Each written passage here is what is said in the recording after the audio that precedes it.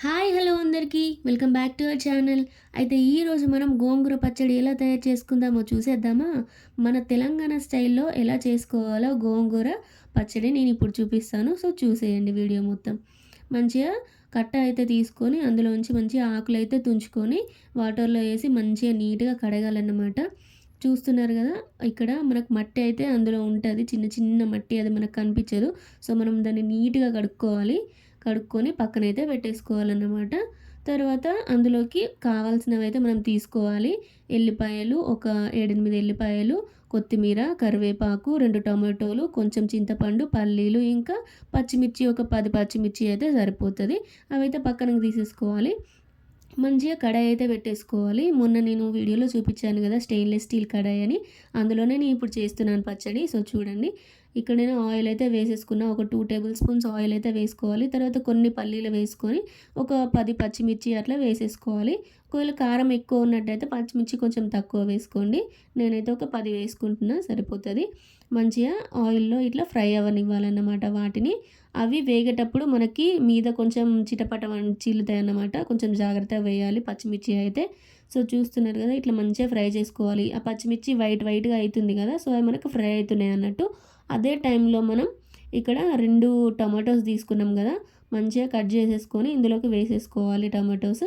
ఇక టమాటోస్ మనకి మగ్గడానికి కొంచెం సాల్ట్ అయితే వేస్తున్నా నేను. కొంచెమే వేస్తున్నా ఫస్ట్. మనం తర్వాత టేస్ట్ చూసుకొని మిగతాది వేసుకుందాం. సో, ఇక్కడ ఇంకా నెక్స్ట్ పసుపు వేస్తున్నా కొంచెం లైట్‌గా. తర్వాత కొన్ని ఎల్లిపాయలు వేస్తున్నా నేను. ఒక 5-6 అయితే సరిపోతది.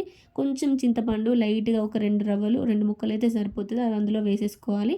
తర్వాత నేను ఫస్ట్ ఇక్కడ ఆవాలు ఇంకా జీలకర్ర వేయలేదు. ఎందుకంటే అవి జీలకర్ర మాడిపోతదేమో అని. అందుకని ఇవి కొంచెం ఫ్రై అయిన తర్వాత పక్కకనేసి ఆవాలు, జీలకర్ర అయితే వేసేసి ఫ్రై చేసేసిన వాటిని కూడా.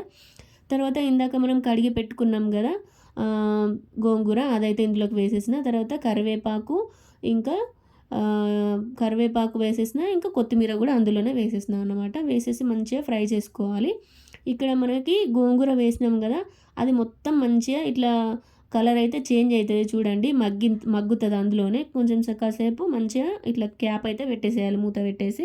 అప్పుడైతే మనకు మగ్గుతది. మళ్ళీ తర్వాత నెక్స్ట్ ఇక్కడ నేను అల్లం వెల్లుల్లి పేస్ట్ వేస్తున్నా. ఎందుకంటే మనం అల్లం ముక్కలు అవి నాకు సెపరేట్‌గా లేవు కాబట్టి అల్లం వెల్లుల్లి పేస్ట్ అయితే నేను వేసేసిన.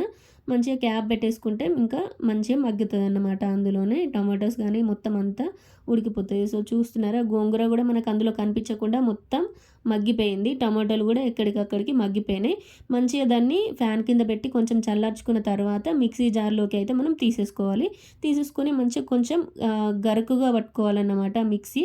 మొత్తం పేస్ట్ లాగా పట్టొద్దు. మన రోటి పచ్చడిలాగా మంచిగా లైట్‌గా కొంచెమే పట్టుకోవాలి మిక్సీ. సో, ఇట్లా మనకైతే వచ్చేస్తది. చాలా బావుంటది టేస్ట్. మీరు కూడా ట్రై చేయండి. నచ్చితే లైక్ చేయండి, షేర్ చేయండి అండ్ సబ్స్క్రైబ్ చేయండి.